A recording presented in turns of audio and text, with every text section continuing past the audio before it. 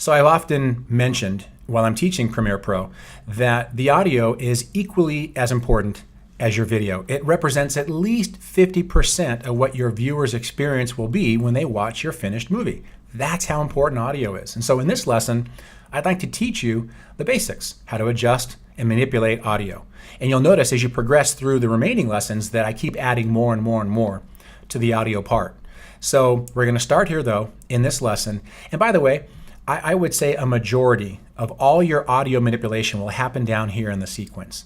And whether you decide to start with the first clip or several clips, 100 or 300 clips down the line, you'll want to start to adjust one clip at a time so that you get the basics down. And that's what we're going to do in this lesson. We're going to learn how to adjust audio here in the sequence.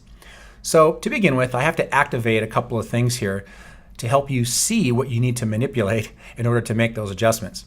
So right now you can't see that in my sequence, so I'm going to navigate over here to this wrench. I'll mouse click and I'll select Expand All Tracks. And what that does is it reveals what I want to show you, and there's some really good examples of what I want to show you to cover the gamut of different things that you'll probably get as an editor throughout your career of editing. So to begin with, you'll see here that I have not just video clips, but I have audio clips as well. And each audio clip has different things going on. So for instance, in these first two clips, this is the waveform, right? This represents the visual. It's a visual representation of audio, basically. And the level is below this line. See this line? Well, this line represents volume control. If I mouse click, I can drag it up to increase the level up to just right above 6 dB or decrease it down to 0, okay? And you'll notice that there are different heights of my audio waveform. Like this is a real healthy audio waveform, and that's going to be pretty loud, and then it kind of levels off at the line. Well, there are other tracks here that don't have audio at all. That's completely empty.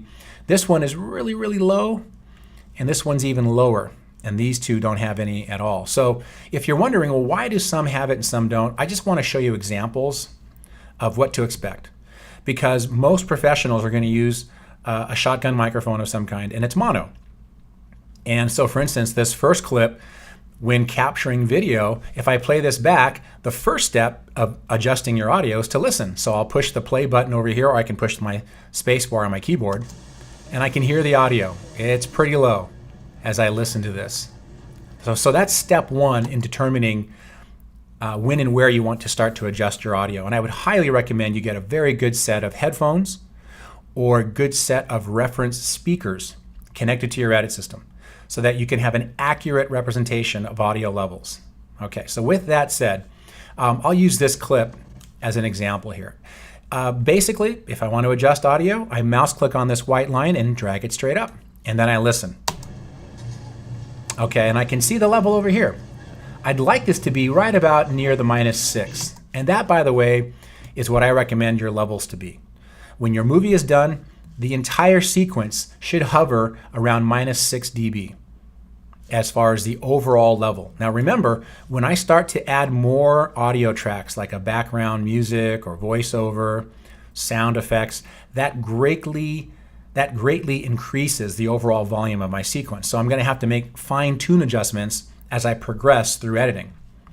Well, if I start off by just trying to adjust this track, and I knew that this was going to be the only track that was going to be played in my finished movie. There was not going to be any additional audio tracks.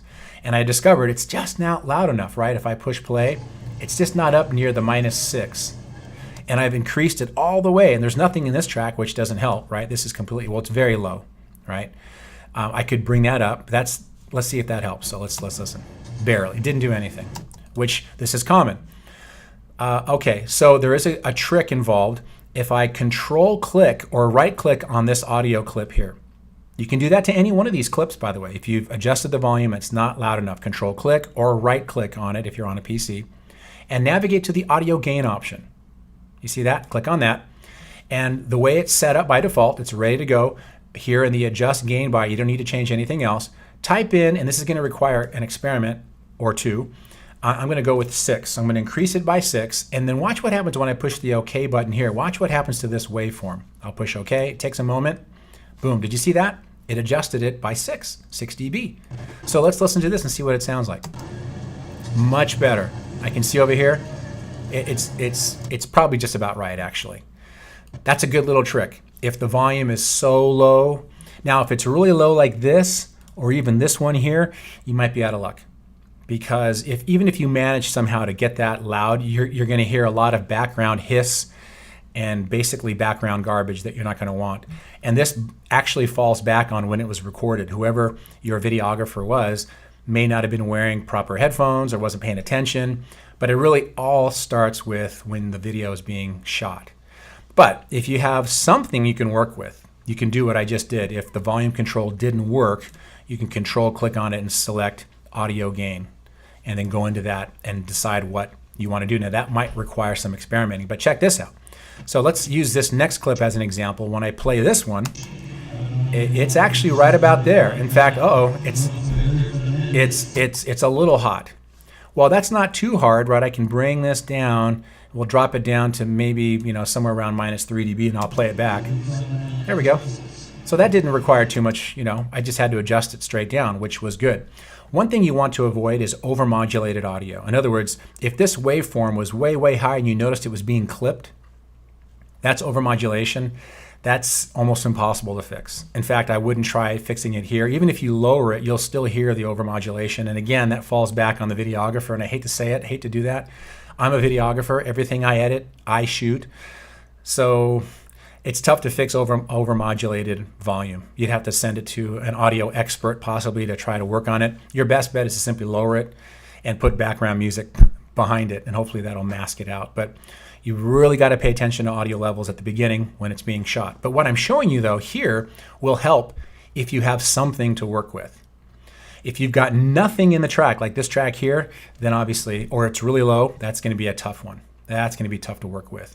Now, if you're wondering, why does this have one side and not the other? Again, I used a shotgun microphone when I shot all this footage, and professional microphones are always mono. Okay, very rare that I've seen a stereo microphone. Maybe stereo microphone built into a consumer video camera, but not a professional camera. In fact, most professional cameras don't even come with a shotgun mic or with an external mic. You have to buy it. So very important though. That's just as important as buying extra batteries or an AC adapter for your camera. A really good external shotgun mic. Okay, but with that said, we've manipulated audio down in here in the sequence. I've shown you how to do the basics. So I'd like you to practice that. But before you do that, let me show you something else. Let me teach you a couple of other things. So we've spent our time down here in the sequence, but what about up here in the source window? I've had a lot of students ask me, can't I adjust audio up here? The short answer is no. It looks like you can. If you navigate over here to this audio track mixer, you look at this fancy mixer, this only pertains to your sequence. It does not affect the audio that's with this video. So if you push play and you make sure you have audio, right? I can see here that I have a left channel of audio. That could be dangerous because I want it to come out of the right track or the right side as well. I don't want to deliver my video. Let's say I use this clip. I'll drop it down into my sequence. And it only comes out of the left side instead of both left and right. I want to pay attention to that. Well, there's good news. Adobe Premiere will adjust that. It'll do what's called a pan. It'll pan to the center, which means this left channel only will come out of the right and the left when I push play. Watch. That's awesome. And it's right about where I want it. It's a little low, but I showed you how to make adjustments. Adobe Premiere adjusted and it panned to the 0 point, which is dead center. It made this audio come out of the left and the right side, which is what I want. When I deliver this video, I don't want one side only. So you have to pay attention to that. What if I wanted the audio to fade up and fade down? That's another basic thing that I want to show you. If I navigate over here to my pin tool, right, in my toolbar, mouse click on that, the shortcut is the letter P, I can use keyframes. So let's make the audio fade here at the end. If I mouse click on that to add a keyframe, then I mouse click again to add a second, I drag this down, and now this will fade down at the end. Take a look and listen. Did you hear that? Nice. Let's make the audio fade up. So I'll do the exact opposite here at the beginning. I'll create the second keyframe first, and then I'll drag this down so that it fades up, right? All I did was mouse click and drag to simultaneously create a keyframe and drag it down. So now when I play it, it slowly fades up. Very nice. If you want to adjust the volume now, here in the middle, you've got to get rid of your pin. So navigate over to the selection tool, mouse click, and then you can adjust. You got to get rid of the pin before you do that. Okay, so there you go. That's how you adjust. Very nice. Now you can ramp up each one of these clips if you want, and that's without a transition between these, right? We haven't gotten to transitions yet, which will pretty much do the same in between each one of these, but I wanted to show this to you because the keyframing part is important. Well, that's about it for this lesson. There is more that I will be talking to you about in future lessons found in this training series. We covered a lot of ground, and again, if you want to go through and practice these, I highly recommend that you do. If you're ready to move on to the next lesson, let's move on.